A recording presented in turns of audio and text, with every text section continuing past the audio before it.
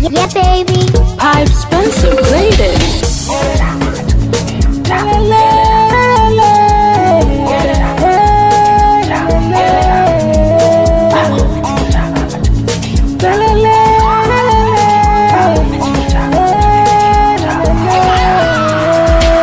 We are one nation. Whether white or black, one nation. We are one nation. Whether God or Kano, whether this or that. We are one. If you knew the half of ABBA, you would probably stand up and give her a standing ovation.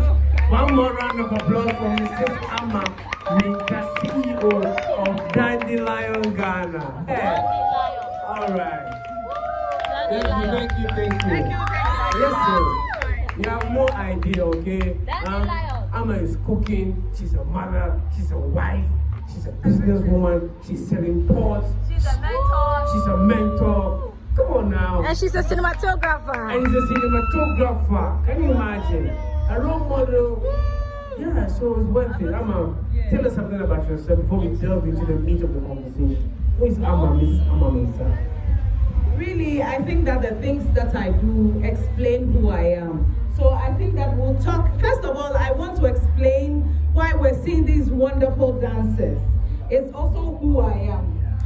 One thing that Dandelion Ghana does is to bridge the gap between the young and the old, the new and the past.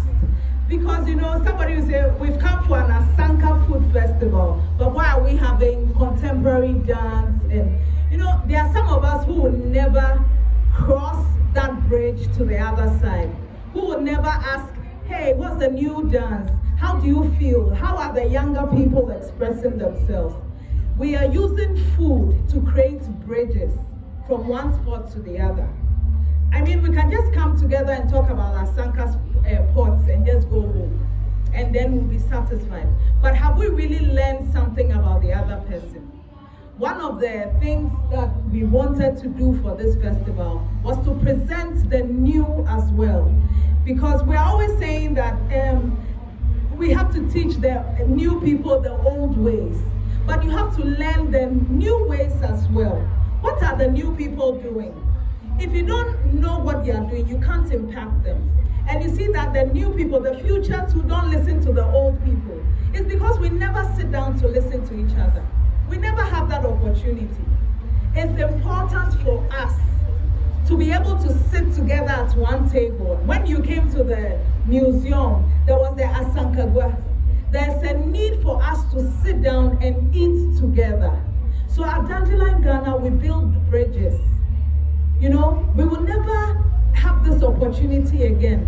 But when you meet somebody who is coming from another place, somebody who is coming from another country, sometimes the food brings us together. I'll share more about what has been happening this week. We've been having workshops, a lot of workshops from the African American group. We had people from Italian culture. We don't need the masses to just come and eat and go. We need to go knowing something. Have we learned something about the other? And that is why the Asanka Intercultural Festival is very important. It's to teach you something about the other. So that one day when we meet each other, we can say, hello, hi, you are my brother, you are my sister. Yes, we may be coming from different parts of the world, but we're still one people. That's why they said one nation. So it's not a mistake that you are seeing things that don't even have Ghanaian backgrounds. It's so that you will, for once, appreciate another culture. And that's why we're here. Yes, any more questions? Wow, put your hands together for Amma. It's loud and clear.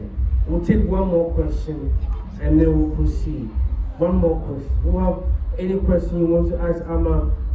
Elaboration on the program, its objectives, and you know, so far, what has been achieved. Any question to her as an entrepreneur, as a mother? She's a photographer, she's a cinematographer, she writes. Amma has directed her own movie. I acted in the movie, you know, would you believe that? Amma has a movie out, you know, yeah. Amma does outreaches to prisons, we've been to Akusi, she's been to one prison to do donations, to teach them. Any question? Who has a question for Amma? Elizabeth, we have a question for Amma. Do you have a question for Amma? So Amma, this is the question I have for you, okay? How does what you do? Who has a question? Come. Thank you. Mary. Okay, so answer. Yes, so how do you manage to put everything together, like with your business, your home, Yeah. this, like how do you manage everything? Amma. Come forward. Come forward.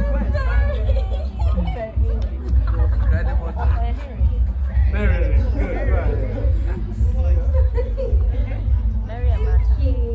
So my question is, like, how did you manage to put everything together? Working from home with your family, helping the children, the streets and everything. Just homeschooling your children and everything. Like, how do you manage it? Okay, I'll start with the festival. I've had help with the festival. I won't lie to you. The One Nation crew have been very helpful. They've been having their own meetings and their own rehearsals. And it's been amazing. Also, God gave me a double portion. He gave me twins. So one can't come alone. She came with her twin. So they've been helpful. They were my marketers. They were my PA, they are my cooks, they are everything, and it's been very helpful. But on the general note, I think that I will answer the same way Paul will answer his question. He says, to certain people I am this, to certain people I am that.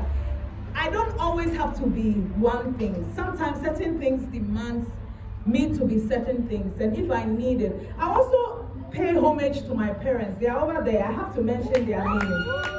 They are over there, my family members.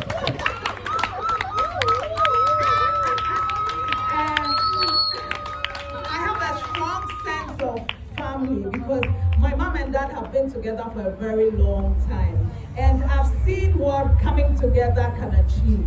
So I always like to work in a team. Even when things are going wrong, I keep on telling myself, this will pass. Let's just do it and go. This is the main reason we're here. Let's just do it and go. I've seen my mother do things not because she has the money, or my father do things not because he has the money, but because it's the purpose.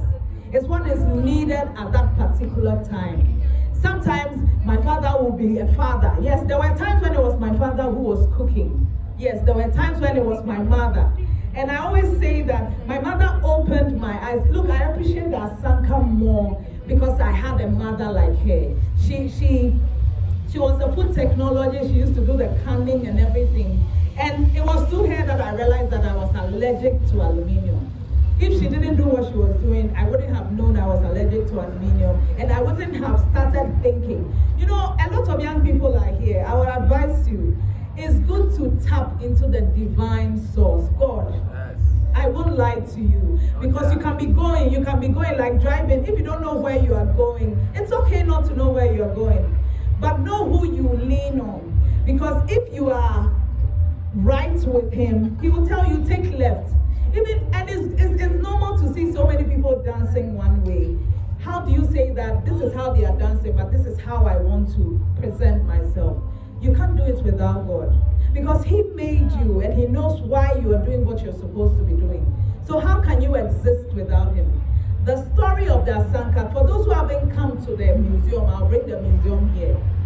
The name Asanka was taken from the word Minsaka. I have received. So whatever you have received from God. You see, there was a time when there was famine, and there was a need for God to provide food for his people. So God gave the potter that knowledge, that revelation. And I believe that revelation is the highest form of knowledge. He told them, mold it this way, mold it that way. Because when you mold it this way, tomorrow I will provide food. I don't believe it's false. Because even in the Bible we read that God fell manna from the heavens so the Israelites will be fed. I'm not talking to the Christian who just goes to church. I'm talking about the person who respects who God is and is able to communicate with him at every single time, anywhere at all. Because you don't only need God in the church, do you? You need him when you are crossing the road. You need him when you are cooking. You need him. In fact, I hear God the most when I'm cooking. So I'm able to do all these things because one, is part of who I am. That's my history. And two, I know what to do because God tells me what to do. And it's so easy for me to be who I'm supposed to be because I have the Creator backing me. And that's the story basically. Wow.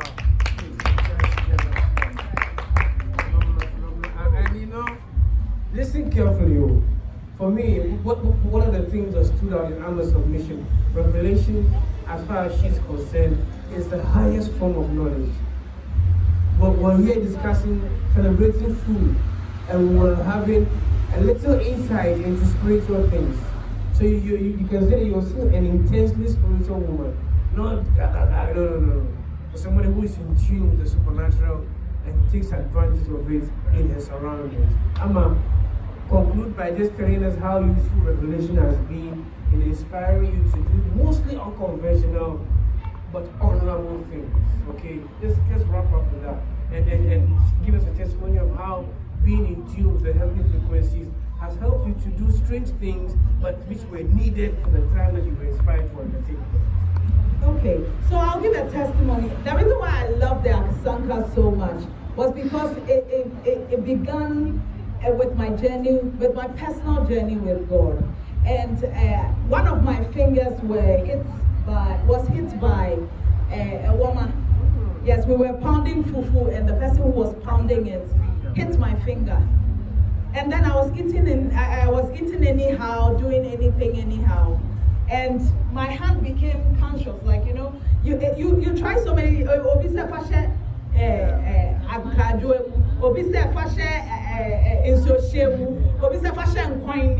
somebody will say, put it in the soup, put it here, put it here. I tried it all, it didn't work. Because I was listening to people. So I got angry. I said, this little trivial thing, how come I've not gotten the healing I'm supposed to get? And it was so painful.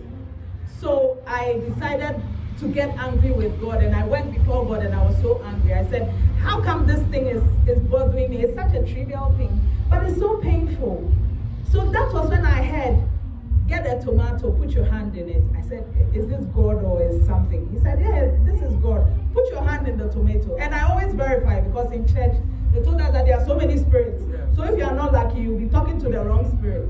So I will ask, what kind of spirit is this? He said, yes, this is God. You are angry with me, I'll give you the remedy. Put your hand in the tomato. So I grabbed the tomato. Then I used to have a restaurant. So I put my hand in one tomato. And then he said, okay, remove it and make soup with it. And he gave me directions on how to make the soup. And the soup was just for me.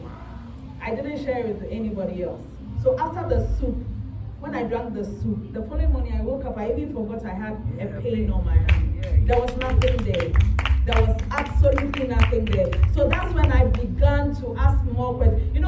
When God takes you on that journey, you ask, even the dress to wear, you ask him, because now you become so comfortable with him. And believe you me, as a woman, sometimes it's difficult to even know which hairstyle to wear. And you see some people wear makeup, it's not by mistake, they don't know what to do. But I am enjoying that favor where I even ask God what shoe to wear. Whether to wake up and he wakes me up and says, I'm gonna wake up and go and cook. Do this, do that. I think that we can't talk about folklore without talking about God. Yes, because even all our jinyamis, I have God in the middle of it. And of course, the pots too have God in the middle of it. Because the way the pot is molded after the infinite nature of God. It's round. Modern potters have started molding it flat, and all of them break. Those who came to the museum, you saw it. But the round one, the one with the big bottom, they stay the same for a long time. I've been cooking in pots for almost 6 or 7 years, and I know the difference between a good pot and a bad pot. And I will tell you that the first pot trade for respect to the porter. Yeni say, ye ha kakra free, mkowechi kakra, afe wonaina, all that became the best. We're still enjoying its mercies and its favors now. So God is not kolo. The story we are talking about is that God is not kolo. If I knew this, for those who are younger from 18 to 30, if I knew this about God, I would have followed him earlier. I would have spoken to him earlier, because that's all I wanted. But some of us, we wait until we hit the wall, buying, then we start looking for God. Hey, this one, I can't come out of it. No. I wish I had that relationship with God when I was younger, because then I know that by now I'll become a superhuman. I'll not worry about anything. Be anxious for nothing. It's not a lie. The one in the Bible is not a lie. Be anxious for nothing. I know it's sounding preachy, but it's a fact. And nobody, people used to call me Amadinkra because I love the Ghanaian culture. I love it. I live it. Look, if I learn something, I become practical about it. And everybody knows that one is not a joke. From childhood to this, but I love my culture. I love where I'm coming from. I love my heritage. No matter where I find myself on the surface of the earth, I love being a Ghanaian, and I will always witness that. I always attest to that. I always come out and say, I am a proud Ghanaian. I'm a proud Ghanaian. And of course, I'm a proud child of my mother and my father. You know, there was one time when I was in Europe and things weren't going on well. And immediately I got into the kitchen, put some flours together and started baking. And tears started rolling down my cheeks because I realized that I was my mother's daughter. Because that's what my mother used to do. She would wake up early and do the pies. So it gave me more reason to come back home, because I realized that indeed I was my mother's daughter. So I had to come home and continue with where she started. So thank you for coming to the Asanka Intercultural Food Festival. Next year, we're going to build on what we have. Yes, because there's a stepping stone for everything. Everything. This year, we've had hitches, a lot of hitches, but I am happy that we've come to a good end. Call it whatever you like, but I love it. I love seeing everybody who came by. I see the commitment. I see everything they are doing to make this successful, and I am proud of all of you. All of you. All of you. All of you. I'm so proud of you. Even those who just came today, I love you and I'm so proud of you. Put your hands together for Mrs. MIntah. Can you imagine? Listen, we see this is a major edition. We're celebrating just food, okay, in our humble opinion, but it has transcended and brought so much value to us. So now, our final grand performance from the triad group of sisters from the One Nation crew. We are purple.